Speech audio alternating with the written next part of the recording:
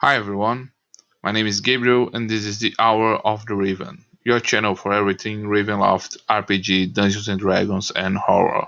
Today, we will explore the domains of the Sea of Sorrows, the vast ocean that occupies the western side of the core of the Land of the Mists. Before we begin, a few clarifications. First, it's good to be back after a month away from the channel. A change of residence, my work as a lawyer, and some technical unforeseen issues with my computer conspired to make this absence last longer than necessary. But I finally found my way through the mists, and I'm back to continue our explorations. Today we will explore the Sea of Sorrows, and we will expand our reference sources to address this domain. Our explorations through the mists in the core domains of Ravenloft generally cover domains that had already been featured in novels, adventures, and especially in the Ravenloft Gazetteers, books that provide detailed information about the domains and their Dark Lords. Until now, I have been careful to feature the domains of Ravenloft in my videos, taking into account only official sources.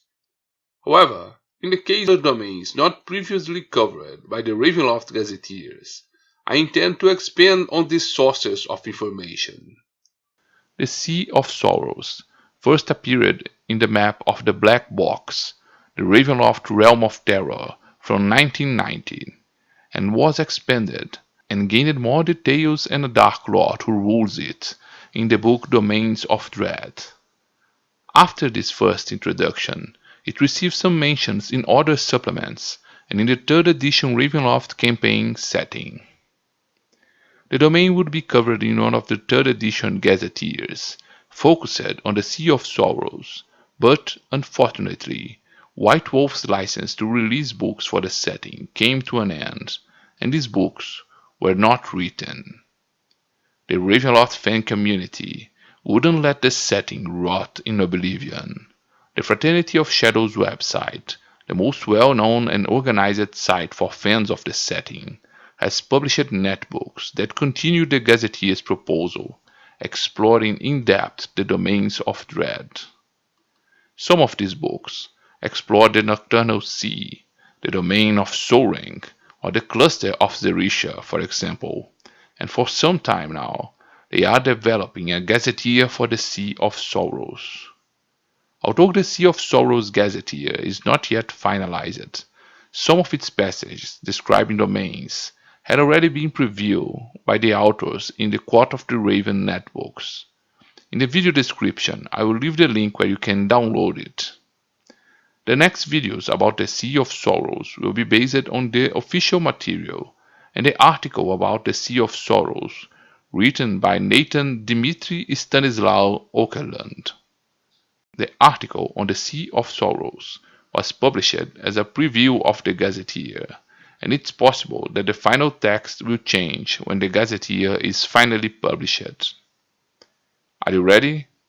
To escape Zerisha, we enlisted as sailors on a vessel to sail the Sea of Sorrows and return to the core, resuming our search for the missing scholar and monster hunter, Dr. Rudolf von Richten. After a slow crossing through the Mistway, we finally emerged into the cold waters of the Sea of Sorrows. Despite being inexperienced, our workforce is put to test on the deck of the vessel, and little by little, we explore the mysterious dark waters of this sea.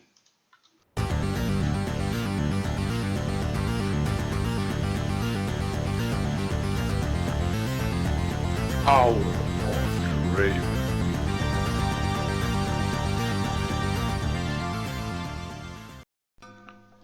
The Sea of Sorrows is a domain of Ravenloft that spans an ocean. In addition to these waters encompassing several islands that are domains of dread with their Dark Lords, the Sea of Sorrows is also a domain created to explore maritime horrors, adapting macabre stories, hauntings, and monsters that populated the seas and oceans.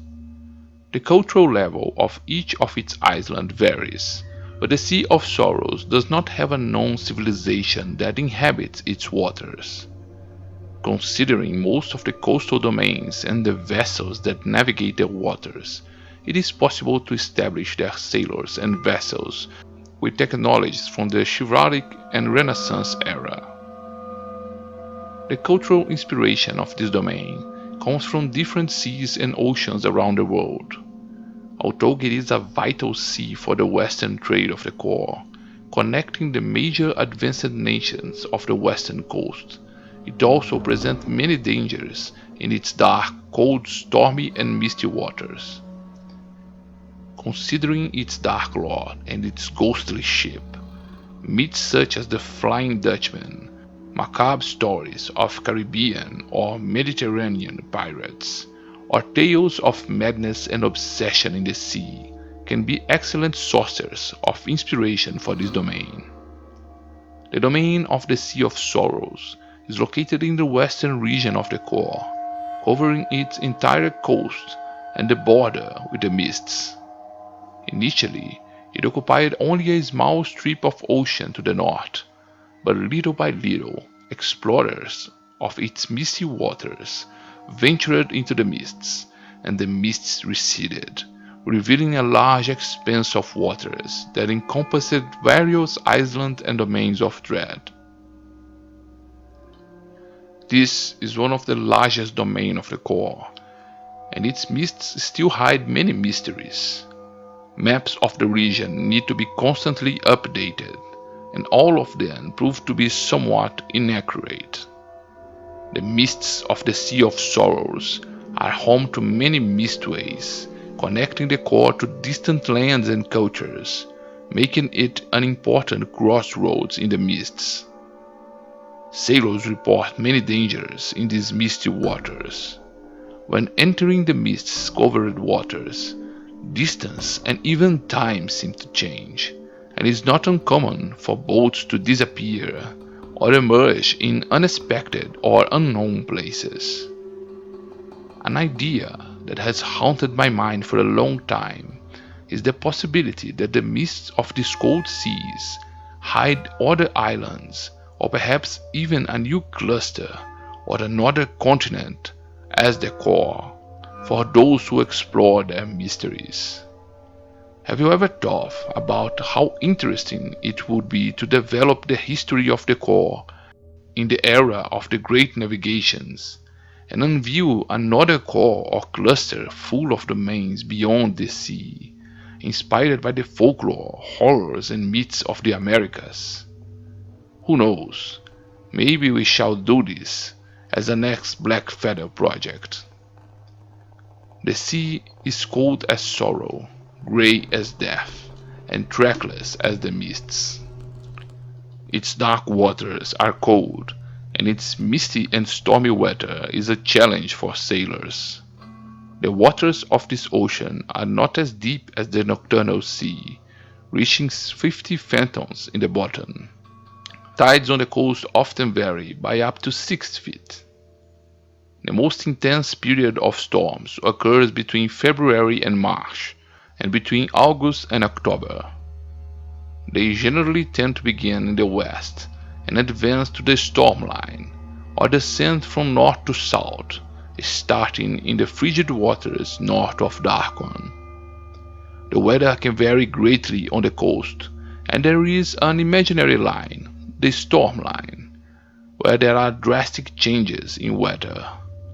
This imaginary line marks the borders of land domains that reaches the sea, and the ocean's climate can be completely different near the coast and on the high seas. Once out to sea, beyond the storm line, fog is a common feature in the Sea of Sorrows. The weather is rarely clear and is usually overcast, which makes navigation by stars difficult, making exploration even more challenging. When the fog is especially thick, sailors call it the pirate weather, given the dangers of encountering these corsairs while sailing. The waters are grey and dark, and become even darker in the northern reach, where the waters are deeper and waves can reach dangerous heights. in the east of Gastria, in the region known as the waters of the Leviathan. The sea has smaller waves, a shallower depth, and water color takes a dark green tone. Kelp beds can be found on the coast of Morden to the north, and are especially dense in Lamordia and Darkon. A large mat of Sargasso weed or strand of sea mire can be found in the southwestern waters, suggesting a connection to the Sea of Saragosse domain in the verdant lands. Near the island of Markovia, sea mosses are abundant, as are corals, which make navigation in these waters quite dangerous. Two rare and very valuable plants that can be found in the sea are the gillweed and the red tear. Gillweed is practically indistinguishable from Sargasso weed, save for some small purplish colors at its tips, but sailors attest that a portion of these plants can temporarily grant its drinker the ability to breathe underwater. This algae loses its effects shortly after being removed from the water and is not found anywhere else in the land of the mists. The algae-colored red tears can be mixed with alcohol and cause small hallucinations in addition to having an anesthetic effect. Many surgeons and naval doctors use this algae to treat patients, but its consumption has become abusive in Blaustein, where drunken pirates with red mouths and teeth constantly drink this mixture. The Sea of Sorrows is rich in fish and has an abundant fauna. Many of its coastal nations benefit from the fishing activity, with special emphasis on the modern fishing industry, and fish such as sole, herring, sardines, salmon, tuna, and swordfish can be found. Lobster, crabs, and shellfish can also be found on the coast. A rare crab, the enormous ghost crab, is sometimes found and has the imprint of a skull in its shell. Sailor superstition make them avoid this crab, and it's believed that they house the souls of sailors killed at sea. Dolphins and whales can also be found, and some ships hunt these large animals. Among the dangers found in these waters are large sharks, giant squids, and huge, extremely aggressive octopuses that hunt in its waters. One of the most dangerous sea monsters is the furious shadow kraken, which ravages the waters south of Markovia. Sinister rumors says that a colony of monstrous morcot fish lives north of Blaustein, and that intelligent sea spawn monsters plague these waters and attack the coastal population.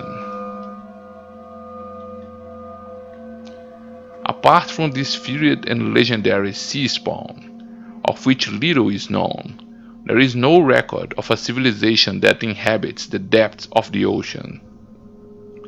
Thus, the population that can be found in its waters are the sailors who dare cross this misty ocean. Various nations on the coast and its islands sail through its waters, and the sailors who sail here can be divided in three categories. Blue water sailors are the most fearless and respected of the seas. These are the navigators who venture into the high seas, far from the coasts, risking the dangers of these misty seas. They generally go with large and robust vessels and have the best and most lucrative contracts. Most of these sailors come from nations such as Mordant, Lamordia, and Darkon, and especially from Zeritia, where the group known as the Captains of the Mists has explored several naval mistways and established a profitable trade with distant lands. It is not uncommon for many of these ships to have half-Vistanis among the crew to help with navigation through the mists. Inboard men also pejoratively called sandhuggers and stay-at-home, are those who do not dare sail beyond the storm line, and generally stay within sight of the coast. Most sailors use simple vessels and dedicate themselves to fishing and trading activities. Pirates make these ships their main victims, and blue water sailors and pirates hold these seafarers in contempt, whether for the lack of audacity or ability to sail far from their homes. Finally, the population of Blaustein is almost entirely dedicated to piracy and is the scourge of the seas. The sailors profit from the plunder and suffering of others, and show complete disregard for the laws of camaraderie and cooperation between sailors. The nations with the largest number of vessels in these waters are Mordant and Darkon, and the latter maintain some warships patrolling its seas, hunting pirates, and imposing its rule.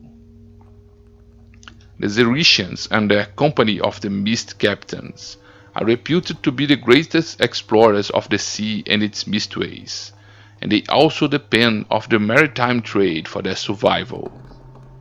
Demolu and Lamordia have naval fleets only for trade and fishing near the coast, but Lamordia has conquered large markets for the modern and robust vessels built in its docks. There is no government in the Sea of Sorrows.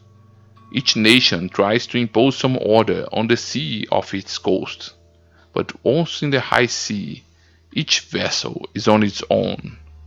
The sailors who sail on this coast practice the law of the sea, in which all sailors consider themselves brothers in the face of the dangers of the ocean. Almost all ships and crew observe this precaution and are ready to help vessels in distress and difficulties. However, Blaustein pirates completely ignore these laws of coexistence and camaraderie. Life and routine as sailors are exhausting, and our Peridon captain is a demanding master. At the end of a day, we met with the sailors to eat and drink and share the camaraderie. Nightfall on this dark and misty sea, and the sailors begin to share stories and tales about the Sea of Sorrows. Before long, the captain of the Mists and his first officer join the conversation and reveal a little more about the haunted history of these dark seas. Join us, subscribe to the channel, and activate notification, and let's unravel the history of the Sea of Sorrows.